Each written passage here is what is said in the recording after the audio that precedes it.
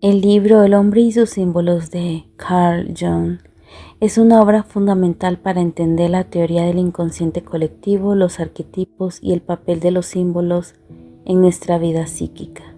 Carl Jung fue psicólogo suizo pionero en el campo de la psicología analítica. A través de sus obras, él profundizó en la comprensión de que cómo los símbolos y los mitos afectan nuestra psique y cómo influyen en nuestra vida consciente, muchas veces sin que nos demos cuenta. El inconsciente colectivo es una de las ideas centrales del libro El hombre y sus símbolos. Es el concepto del inconsciente colectivo, una capa profunda de la psique humana compartida por toda la humanidad. Este inconsciente contiene arquetipos o imágenes universales que aparecen en mitos, sueños y símbolos. Los arquetipos representan patrones de comportamiento y emociones que se encuentran en todos los seres humanos, independientemente de su cultura o historia. La meditación puede ayudarnos a conectar con este inconsciente colectivo, permitiendo que emerjan imágenes simbólicas que guíen nuestro crecimiento personal. Jung argumenta que los símbolos no solo aparecen en los sueños, sino que también forman parte de nuestra vida diaria, a través del arte, religión y entre otros aspectos de la cultura. Estos símbolos nos permiten expresar lo que no puede ser dicho con palabras y tienen el poder de conectar nuestra mente consciente con nuestro inconsciente. Proceso de individuación.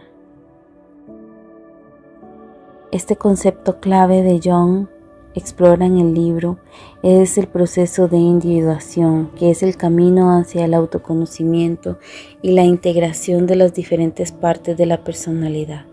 Este proceso implica reconciliar los opuestos dentro de uno mismo, como la sombra, la parte reprimida de nuestra psique, el ego y el inconsciente.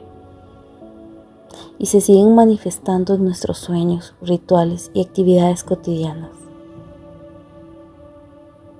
Los siguientes símbolos que seguimos heredando con una base de las ideas de Jung es la serpiente. La serpiente es un símbolo antiguo que aparece en muchas culturas y Jung la asocia con la transformación y el poder de la energía instintiva. La serpiente puede representar tanto la sabiduría como la amenaza. En algunas tradiciones religiosas como el cristianismo, la serpiente es vista como un símbolo del mal, como en el relato de Adán y Eva, pero también en otras culturas como la egipcia o la hindú. La serpiente está vinculada a la curación y renovación, como la serpiente enroscada en el caduceo de Hermes. El árbol de la vida. El árbol es otro símbolo universal que aparece en diversas religiones y mitologías como el cristianismo y se asocia con el árbol del Edén, mientras que en otras tradiciones también puede ser el árbol de nosotros mismos. Tradiciones celtas y nórdicas, el árbol del mundo, conecta todos los niveles del universo. Jung ve el árbol como un símbolo de crecimiento, fertilidad y conexión entre los diferentes aspectos de la psique humana. Un ejemplo de la sociedad actual, el árbol sigue siendo un símbolo de crecimiento personal y renovación en contextos espirituales y ecológicos. Muchas personas lo adoptan en tatuajes, rituales o como una metáfora en el desarrollo de la vida y la psique.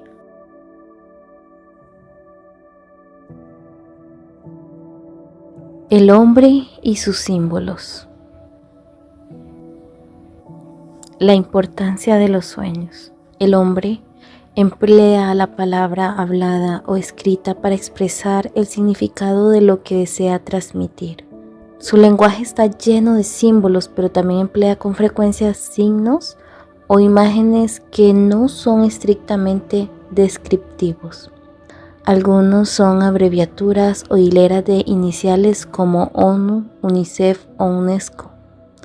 Otros son conocidas marcas de fábricas, nombres de medicamentos patentados, emblemas o insignias. Aunque estos carecen de significado en sí mismo, adquirieron un significado reconocible mediante el uso común o intención liberada. Tales cosas no son símbolos, son signos y no hacen más que denotar los objetos a los que están vinculados. Los que llamamos símbolo es un término, un nombre o aún una pintura que puede ser conocido en la vida diaria, aunque posea connotación específica, además de su significado corriente y obvio. Representa algo vago, desconocido u oculto para nosotros. Muchos monumentos cretenses, por ejemplo, están marcados con el dibujo de la azuela doble.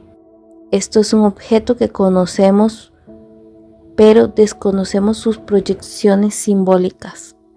Otro ejemplo tenemos el caso del indio que después de una visita a Inglaterra contó a sus amigos al regresar a la patria que los ingleses adoraban animales porque había encontrado águilas, leones y toros en iglesias antiguas.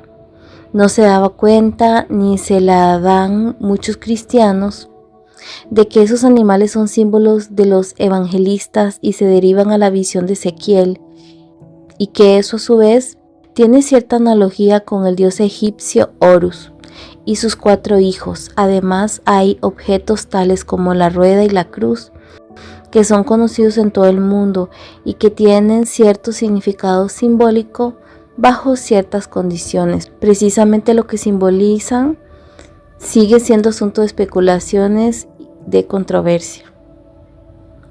Así es que la palabra o imagen es simbólica cuando representa algo más que su significado inmediato u obvio. Tiene un aspecto inconsciente más amplio que nunca está definido con precisión o completamente explicado. Ni se puede esperar definirlo o explicarlo. Cuando la mente explora el símbolo, se ve llevada a ideas que yacen más allá del alcance de la razón. La rueda de nuestros pensamientos hacia el concepto de un sol divino, pero en ese punto la razón tiene que admitir su incompetencia. El hombre es capaz de definir un ser divino cuando con todas nuestras limitaciones intelectuales llamamos divino a algo.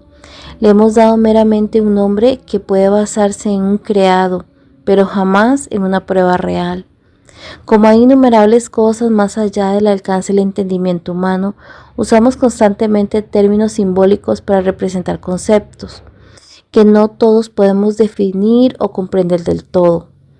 Esta es una de las razones por las cuales todas las religiones emplean lenguaje simbólico o imágenes, pero esta utilización consciente de los símbolos es solo un aspecto de un hecho psicológico de gran importancia.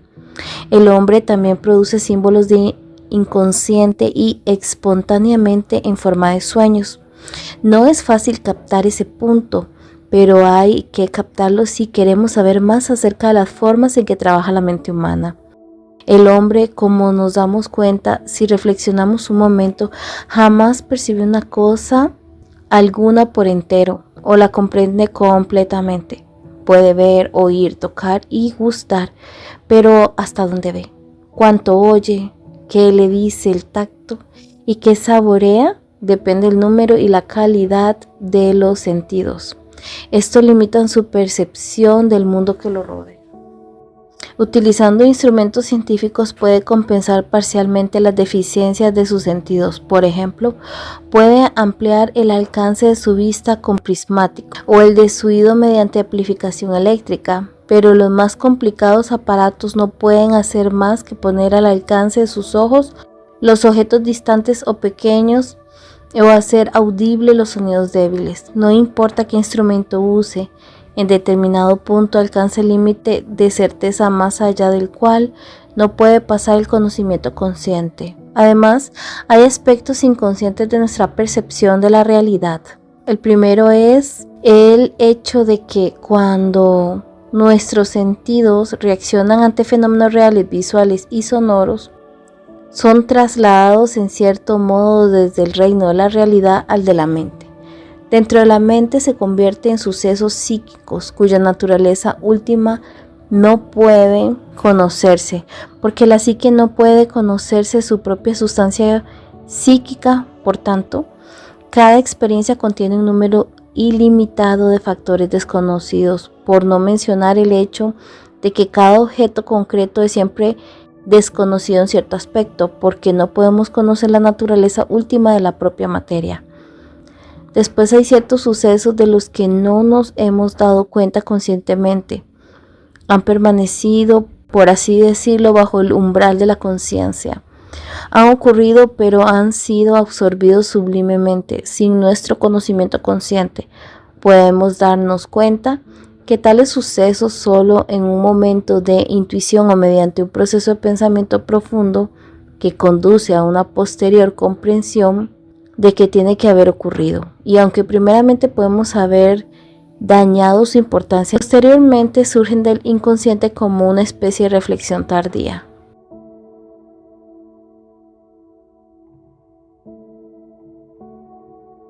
Se nos revela en sueños donde aparece no como un pensamiento racional, sino como una imagen simbólica. Como cuestión histórica, fue el estudio de los sueños lo que primeramente facilitó a los psicólogos investigar el aspecto inconsciente de los sucesos de la psique consciente. Basándose en esa prueba, los psicólogos supusieron la existencia de una psique inconsciente, aunque muchos científicos y filósofos niegan su existencia. Razonan ingenuamente de que tal suposición implica la existencia de dos sujetos, o expresándolo en frase común, dos personalidades dentro del mismo individuo. Por eso es precisamente lo que representa con toda exactitud. Y una de las maldiciones del hombre moderno es que mucha gente sufre a causa de esa personalidad dividida. En modo alguno es un síntoma patológico, es un hecho normal que puede ser observado en todo el tiempo y en cualquier lugar. No es simplemente el neurótico cuya mano derecha ignora lo que hace la mano izquierda. Ese conflicto es un síntoma de una inconsciencia general que es la innegable herencia común de toda la humanidad. El hombre fue desarrollando la conciencia lenta y laboriosa. Es un proceso que necesitó incontables eras para alcanzar el estado civilizado, que arbitrariamente se fecha con la invención de la escritura. Y esa evolución está muy lejos de hallarse completa, pues aún hay grandes zonas de la mente humana sumidas en las tinieblas. Lo que llamamos la psique no es en algún modo idéntica a nuestra conciencia y su contenido. Quien quiera que niegue la existencia del inconsciente supone de hecho que nuestro conocimiento actual de la psique es completo. Y esta creencia es claramente tan falsa como la suposición de que sabemos todo lo que hay que saber acerca del universo. Nuestra psique es parte de la naturaleza y su enigma es ilimitado. Por tanto, no podemos definir ni la psique ni la naturaleza. Solo podemos afirmar que creemos que son y describir lo mejor que podamos cómo funciona. Por lo cual, completamente aparte de las pruebas acumuladas por las investigaciones médicas, hay firmes bases lógicas para rechazar afirmaciones como no hay inconsciente. Quienes dicen tales cosas no hacen más que expresar un anticuario misoneísmo, miedo a lo nuevo y a lo desconocido. Hay razones históricas para esa resistencia a la idea de una parte desconocida de la psique humana. La conciencia es una adquisición muy reciente de la naturaleza y aún está en periodo experimental. Es frágil, amenazada por peligros específicos y fácilmente dañada. Como han señalado los antropólogos, uno de los desórdenes más comunes producido entre los pueblos primitivos es el que llaman la pérdida de una alma, que significa, como la denominación indica, una ruptura perceptible, o más técnicamente una disociación. ¿De qué? De la conciencia. Entre tales pueblos cuya conciencia está en un nivel de desarrollo distinto al nuestro, el alma o psique no se considera unitaria. Muchos primitivos suponen que el hombre tiene un alma selvática, además de la suya propia, y que esa alma selvática está encarnada en un animal salvaje o un árbol, con el cual el individuo tiene cierta clase de identidad psíquica.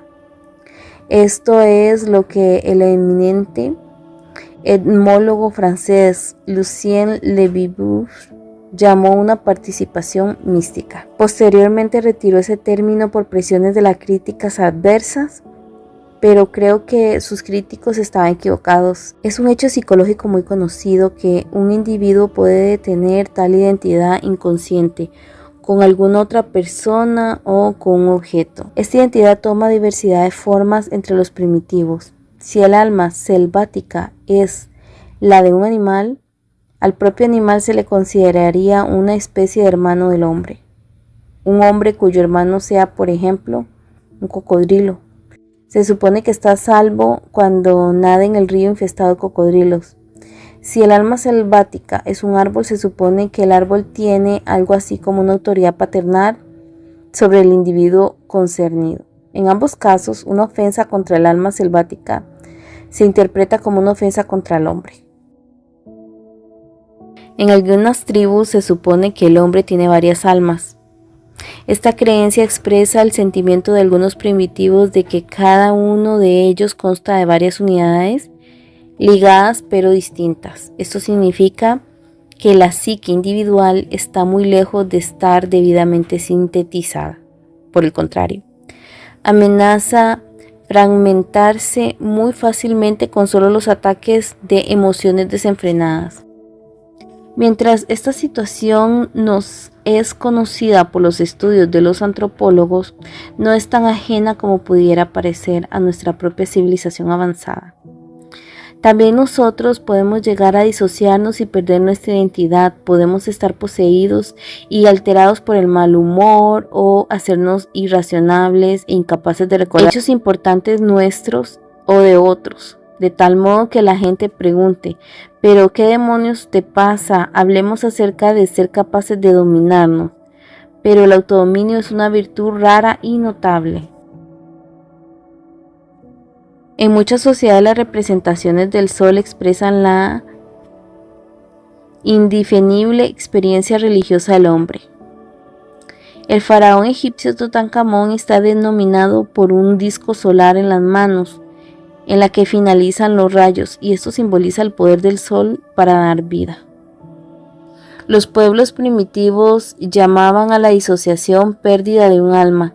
Creían que el hombre tenía un alma selvática, además de la suya propia. Joseph Breuer había reconocido que los símbolos neuróticos, histerias, cierto tipo de dolor y conducta anormal tienen de hecho un pleno significado simbólico. Son un medio por el cual se expresa el inconsciente, al igual que hace por medio de los sueños que del mismo modo son simbólicos. Un paciente, por ejemplo, que se enfrenta a una situación intolerable, puede provocar un espasmo siempre que trate de tragar. No puede tragarlo. En situaciones análogas de tensión psíquica, otro paciente tiene un ataque de asma, no puede respirar el aire de casa.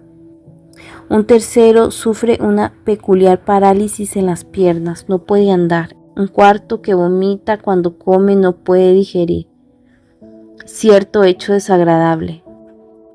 Podría citar algunos ejemplos más, pero tales reacciones físicas son solo una forma en la que los problemas que nos inquietan pueden expresarse en el inconsciente. Con mayor frecuencia encuentran una expresión en nuestros sueños. Todo psicólogo que haya escuchado a numerosas personas contar sus sueños sabe que los símbolos del sueño tienen mucha mayor variedad que los síntomas físicos de la neurosis. Muchas veces consisten en fantasías elaboradas y pintorescas. Pero si el analista que se enfrenta con ese material onírico emplea la técnica primitiva de Freud, de asociación libre, encuentra que los sueños pueden reducirse en definitiva a ciertos tipos básicos.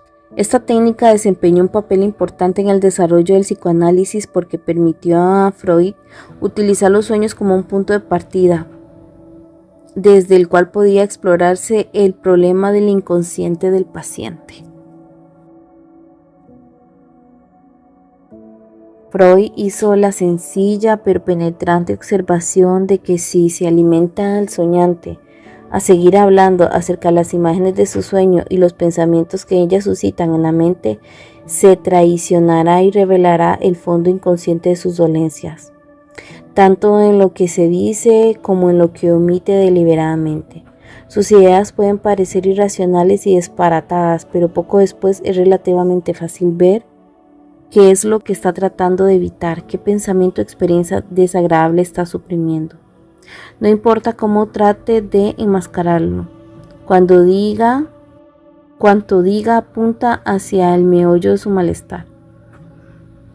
Freud hizo la sencilla pero penetrante observación de que si se alimenta al soñante a seguir hablando acerca de las imágenes de su sueño y los pensamientos que ellas suscitan en la mente, se traicionará y revelará el fondo inconsciente de sus dolencias, tanto en lo que se dice como en lo que omite deliberadamente. Sus ideas pueden parecer irracionales y disparatadas, pero poco después es relativamente fácil ver qué es lo que está tratando de evitar, qué pensamiento o experiencia desagradable está suprimiendo. No importa cómo trate de enmascararlo. Cuanto diga apunta hacia el meollo de su malestar. Un médico ve tantas cosas desde el lado desagradable de la vida que con frecuencia se halla lejos de la verdad cuando interpreta las insinuaciones hechas por sus pacientes como signos de una conciencia turbada. Por desgracia, lo que casualmente descubre confirma sus suposiciones. Hasta aquí nadie puede decir nada en contra de la teoría de Freud, de la represión y la satisfacción de deseos como causas aparentes del simbolismo de los sueños. Freud concedió particularmente importancia a los sueños como punto de partida de un proceso de asociación libre. Pero algún tiempo después comencé a pensar que eso era una utilización errónea e inadecuada de las ricas fantasías que el inconsciente produce durante el sueño. En realidad mis dudas comenzaron cuando un colega me habló de una experiencia tenida durante un largo viaje en tren por Rusia. Aunque no sabía el idioma, por tanto, no podía descifrar la escritura cirílica. Se encontró meditando cerca de las extrañas letras en que estaban escritos los avisos del ferrocarril y se sumió en una divagación en la que imaginó toda clase de significados para ellos. Una idea le condujo a otra y en su vagar mental halló que su asociación libre había removido muchos viejos recuerdos. Entre ellos le molestó encontrar algunos desagradables y hacía mucho tiempo enterrados, cosas que había deseado olvidar y había olvidado conscientemente. De hecho, había llegado a lo que los psicólogos llamarían sus complejos, es decir, temas emotivos reprimidos que pueden producir constantes perturbaciones psíquicas o incluso en muchos casos los síntomas de una neurosis. Este episodio me abrió los ojos al hecho de que no era necesario utilizar un sueño como un punto de partida para el proceso de asociación libre. Si se desea descubrir los complejos de un paciente, me mostrará que se puede alcanzar el centro directamente, desde cualquier punto de partida de la brújula. Se puede comenzar con las letras cirílicas, desde las meditaciones sobre una bola de cristal, un molino de oraciones o aún desde una conversación casual acerca de algún hecho trivial. El sueño no era ni más ni menos útil a este respecto que cualquier otro posible punto de partida. Sin embargo, los sueños tienen un significado particular, aun cuando a menudo proceden de un trastorno emotivo en el que los complejos habituales también están envueltos. Los complejos habituales son los puntos delicados de la psique que reaccionan rápidamente a un estímulo externo o alteración. Por eso, la asociación libre puede conducir desde cualquier sueño a críticos pensamientos secretos. No obstante, en este punto se me ocurrió que, si hasta ahí estaba en lo cierto, podría deducirme legítimamente que los sueños tienen por sí mismos cierta función especial. Y más importante, con mucha frecuencia, los sueños tienen una estructura definida, de evidente propósito, que indica una idea o una intención subyacente. por regla general, lo último no es inmediatamente comprensible. Por tanto, comencé a considerar si se debe conceder más atención a la forma efectiva y contenida de un sueño que a permitir la asociación libre, que conduzca por medio de un desencadenamiento de ideas a complejos que podrían alcanzar con la misma facilidad por otros medios. Este nuevo pensamiento fue un cambio de dirección en el desarrollo de mi psicología, de más asociaciones que alejaban del texto de las asociaciones del propio sueño, en la creencia de que el último expresaba algo específico que el inconsciente trataba de decir. El cambio de mi actitud hacia los sueños acarreaba un cambio de método. La nueva técnica era tal que podría tener en cuenta los diversos y amplios aspectos de un sueño. Una historia contada por la mente consciente tiene un principio, un desarrollo y un final. Pero no sucede lo mismo en un sueño. Sus dimensiones de tiempo y espacio son totalmente distintas. Para entenderlo hay que examinarlo en todos los aspectos, al igual que se pueden agarrar en las manos un objeto desconocido y darles vueltas y vueltas hasta que se conocen todos los detalles de su forma. Quizás ya haya dicho lo suficiente para mostrar cómo se fue acrecentando mi desacuerdo con la asociación libre tal como la empleó Freud al principio. Yo deseaba mantener lo más cerca posible del sueño mismo y excluir todas las ideas que no hicieran al caso y a las asociaciones que pudiera evocar. En verdad, eso podía conducir hacia los complejos de un paciente, pero yo tenía en mi pensamiento una finalidad de mayor alcance que el descubrimiento de los complejos productores de alteraciones neuróticas. Hay otros muchos medios, por ejemplo, pueden captar todas las alusiones que necesiten utilizando los tests de asociación de palabras, preguntando al paciente qué asocia una serie dada de palabras y estudiando luego las respuestas. Pero para conocer y comprender el proceso vital psíquico de toda la personalidad de un individuo, es importante darse cuenta de que sus sueños y sus imágenes simbólicas tienen un papel mucho más importante que desempeñar. El sueño tiene su propia limitación.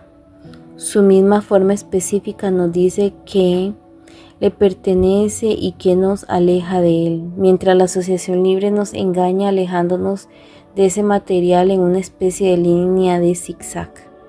El método que desarrollé es más semejante a la circunvalación, cuyo centro es la descripción del sueño.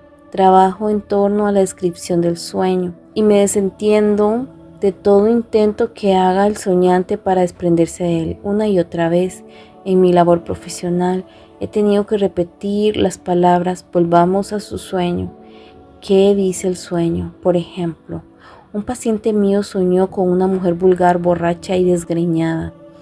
En el sueño parecía que esa mujer era su esposa, aunque en realidad su esposa era totalmente distinta. Por tanto, en lo externo el sueño era asombrosamente incierto y el paciente lo rechazó como una tontería soñada. Si yo como médico suyo le hubiera dejado iniciar un proceso de asociación, inevitablemente él habría intentado alejarse lo más posible de la desagradable sugestión de su sueño.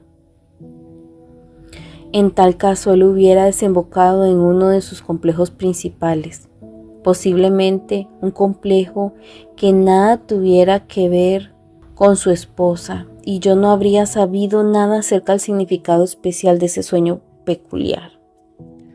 Entonces, ¿qué trataba de transmitir su inconsciente por medio de una afirmación de falsedad tan obvia?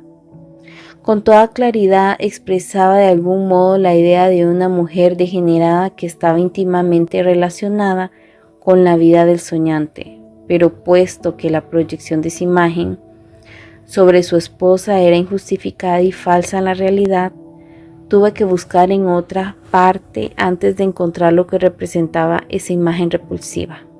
En la Edad Media, mucho antes de que los fisiólogos demostraran que a causa de nuestra estructura glandular hay a la vez elementos masculinos y femeninos en todos nosotros. Se decía que cada hombre lleva una mujer dentro de sí. Este elemento femenino de todo macho es lo que he llamado el ánima.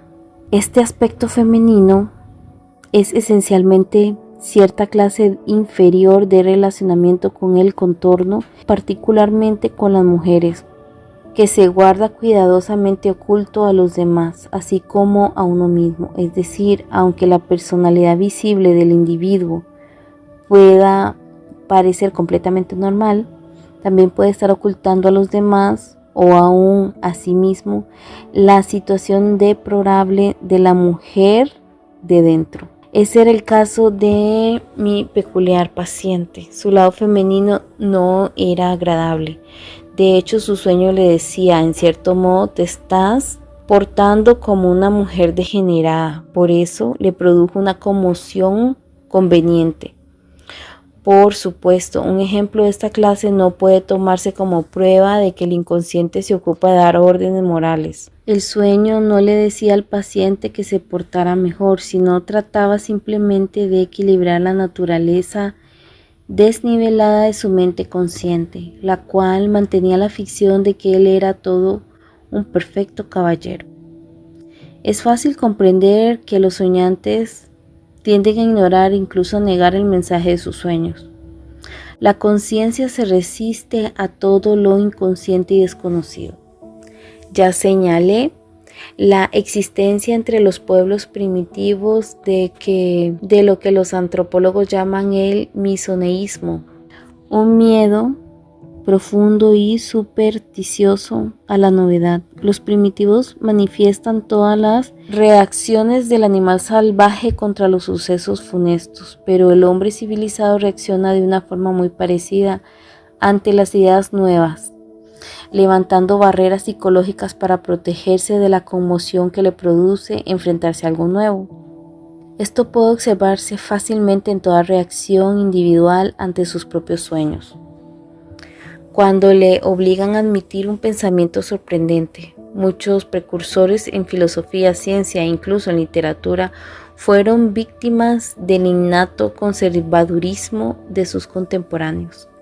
La psicología es una de las ciencias más jóvenes. Como intenta ocuparse de la labor del inconsciente, se ha encontrado inevitablemente con un misoneísmo extremado. Los sueños como puerta al inconsciente. John veía los sueños como un medio crucial para acceder al inconsciente, ya que en ellos se manifiestan símbolos que reflejan aspectos de la psique. Al analizar los sueños, las personas pueden descubrir conflictos internos, deseos reprimidos o verdades ocultas sobre la naturaleza. El arquetipo, el agua en la vida cotidiana, reconociendo el símbolo. En la teoría de Jung, los símbolos tienen significados profundos que trascienden su forma literal. El agua es un ejemplo claro de un símbolo que aparece en muchos aspectos de la vida cotidiana y puede representar diferentes cosas dependiendo del contexto. A nivel simbólico, el agua se asocia con la purificación, las emociones y el subconsciente. En la vida diaria podemos encontrar agua en diversos lugares como la naturaleza, ríos, mares y lluvia, en rituales de baños y duchas y en nuestras emociones, el llanto, el flujo emocional. Arquetipo, la naturaleza. Supongamos que estás caminando por un bosque y te encuentras cerca de un arroyo o un río. El sonido del agua fluyendo te puede generar una sensación de calma o relajación.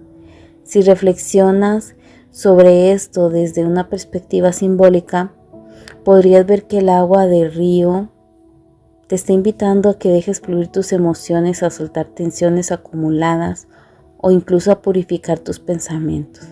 La naturaleza actúa como un espejo de tu vida interna. El flujo del agua puede simbolizar el flujo de tus pensamientos o sentimientos. En la vida emocional, otro ejemplo podría ser cuando estás experimentando emociones intensas y en lugar de reprimirlas, te permite sentir y liberar tus emociones, ya sea a través de una conversación, el llanto o la reflexión profunda. Aquí el agua, como el llanto o la expresión emocional, simboliza el desahogo y la liberación emocional, ayudándote a sanar y aclarar lo que tienes dentro. En este caso, el agua no solo es un elemento físico, sino que también representa el proceso emocional de limpiar y purificar el alma. En los sueños y la meditación, imagina que durante una sesión de meditación te aparece el símbolo del agua en forma de océano, calmado o una tormenta, dependiendo cómo se sientan las emociones asociadas con la imagen. El agua podría tener diferentes significados. Si el océano está sereno, podría representar paz y tranquilidad a tu vida. Si es una tormenta, podría señalar emociones reprimidas o una fase de turbulencia interna que necesita ser procesada. Reconocimiento de los símbolos en la vida diaria. Para identificar estos símbolos en tu vida diaria, es importante estar atento a los patrones y emociones que surgen con frecuencia. Cuando algo te llama la atención como un objeto, una imagen o un concepto, trata de reflexionar sobre lo que representa para ti. Más allá de su valor superficial, por ejemplo, si constantemente ves la imagen de un fénix, un ave mitológica que resucita de sus cenizas, podría ser un símbolo de renovación y transformación en tu vida. Tal vez sientas que estás atravesando un proceso de cambio profundo o un periodo de crisis que, aunque doloroso, está allanando el camino hacia un renacer personal. El papel de los símbolos en la meditación y el autoconocimiento. La meditación te brinda el espacio para observar estos símbolos sin juicio. En lugar de simplemente ver el agua o cualquier otro símbolo, puedes preguntarte qué emociones o pensamientos surgen cuando ves ese símbolo. ¿Qué parte de ti está conectada con ese símbolo? ¿Qué puedes utilizar ese símbolo para profundizar en tu proceso de autoconocimiento y sanación? El sol y la luna. El sol y la luna son símbolos arquetípicos que, según Jung, representan los opuestos complementarios dentro de la psique humana. El sol simboliza la conciencia, la luz, la racionalidad, la masculinidad, mientras que la luna representa el inconsciente, la intuición, las emociones y la feminidad. Ejemplos en la sociedad actual. Estos símbolos siguen siendo utilizados en la astrología moderna, en el arte y en muchas culturas para expresar la dualidad del ser humano y las fuerzas que gobiernan nuestras vidas. También aparecen en logotipos, religiones y festividades, como el solsticio o las fases lunares.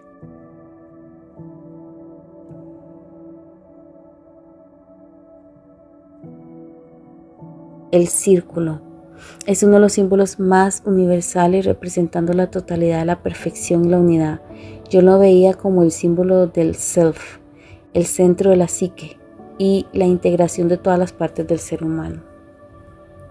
El arquetipo en la sociedad actual del círculo es un símbolo común en la espiritualidad y el arte moderno.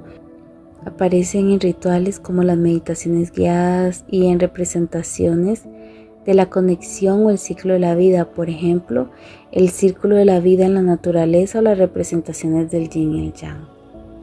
El fuego. El fuego es otro símbolo dual, puede ser una fuente de creación y purificación, pero también de destrucción. Yo lo asocia con la transformación radical, la purificación del alma y la eliminación de lo viejo para dar paso a lo nuevo. El fuego sigue siendo muy utilizado en nuestra sociedad actual, un símbolo potente en las ceremonias de cambio o rituales de sanación, como el de la quema de los deseos que casi siempre se dan a final de año. También se asocia con la pasión y la creatividad en el arte, música y cine. Los animales han sido símbolos poderosos a lo largo de los siglos, cada uno representando diferentes aspectos de la psique humana. Yo identifico ciertos animales como arquetipos como el león, que es la fuerza y la valentía, el águila, visión y espiritualidad, el lobo, instinto y libertad. Ejemplos en la sociedad actual. Estos animales siguen siendo utilizados en logos, marcas y mitología moderna. En deportes, por ejemplo, los leones y las águilas se usan para representar poder y dominio. También están presentes en el marketing, la psicología popular y en los conceptos de identidad personal, como cuando las personas se sienten identificadas con ciertos animales para representar su personalidad o su energía. El laberinto. El laberinto es un símbolo de confusión, pero también de búsqueda de transformación. John lo interpreta como un reflejo del viaje interior de autodescubrimiento y la lucha por encontrar sentido en medio de las complejidades de la vida. Ejemplo en la sociedad actual. El laberinto sigue siendo un símbolo común en los medios de comunicación como en estas películas. El laberinto del fauno o de Harry Potter. También la película como El Resplandor. El símbolo de la serpiente sigue siendo muy relevante en la actualidad y su presencia en nuestra cultura contemporánea refleja los mismos temas universales de transformación, sabiduría, curación y a veces incluso de peligro. A continuación, vamos a ver cómo ha influido este símbolo de la serpiente en nuestra sociedad moderna. El caduceo y la medicina. Uno de los símbolos más conocidos de la serpiente hoy día es el caduceo, la vara con dos serpientes entrelazadas que aparece en muchos emblemas de instituciones médicas y es comúnmente asociada con la medicina. Este símbolo tiene su origen en la antigua Grecia, donde representaba a Asclepio, el dios de la medicina, cuya vara estaba rodeada por una serpiente, símbolo de curación. Aunque el caduceo moderno a menudo se confunde con el símbolo de la medicina, en realidad está relacionado con el comercio y comunicación como el dios Hermes. No obstante, su presencia en hospitales y consultorios médicos sigue vinculado con la regeneración, curación y el equilibrio de la salud física y mental. Tatuajes y la espiritualidad. Los tatuajes de serpientes han ganado mucha popularidad, especialmente entre quienes buscan símbolos de transformación personal, empoderamiento o conexión con la naturaleza. El tatuaje de la serpiente a menudo se asocia con la renovación, ya que la serpiente muda su piel simbolizando la liberación de lo viejo para dar paso a lo nuevo. En un contexto espiritual, la serpiente representa el viaje hacia el autoconocimiento, la curación emocional y el crecimiento personal. Para otros puede simbolizar la superación de obstáculos y la capacidad de enfrentar los aspectos más oscuros de uno mismo, la sombra. Astrología y el signo de la serpiente. En algunas tradiciones arqueológicas como la astrología china, la serpiente es uno de los 12 animales del zodiaco, simbolizando características como la sabiduría, la astucia y la sofisticación. Los nacidos bajo el signo de la serpiente pueden ser vistos como personas intuitivas, profundas. Se asocia con el proceso de transformación interior y el ascenso espiritual, similar a la ascensión de la serpiente enroscada del caduceo. El despertar de Kundalini es considerado un acto de liberación y crecimiento personal profundo. El mito de la serpiente en el cine y en la cultura popular. En el cine, la cultura y los medios de comunicación, la serpiente sigue siendo un símbolo poderoso, a menudo representando el peligro, la tentación o la sabiduría oculta. Películas como Harry Potter, El Señor de los Anillos emplean el simbolismo de la serpiente para representar fuerzas poderosas, ya sean destrucción o protección. En resumen, los símbolos están en todas partes, desde los objetos que vemos hasta las imágenes en nuestros sueños y las emociones que sentimos. Reconocerlos y reflexionar sobre su significado es una forma poderosa de entender nuestra psique y nuestras necesidades internas. Los símbolos no solo enriquecen nuestra vida diaria, sino que nos proporcionan una guía que nos ayuda a integrar aspectos inconscientes de nuestra personalidad, permitiéndonos evolucionar y crecer. El hombre y sus símbolos de Carl Jung explica que muchos de los símbolos que encontramos en la sociedad actual tienen raíces profundas en la historia y en el inconsciente colectivo. Estos símbolos han perdurado a lo largo de los siglos, trascendiendo culturas y épocas. Estos símbolos han perdurado a lo largo del tiempo porque representan elementos fundamentales de la experiencia humana. Siguen teniendo un poder profundo en nuestra psique y en las sociedades actuales, no solo como parte de nuestra cultura colectiva, sino también como herramientas de autoconocimiento en la práctica de la meditación y el desarrollo personal, como lo sugiere Jung.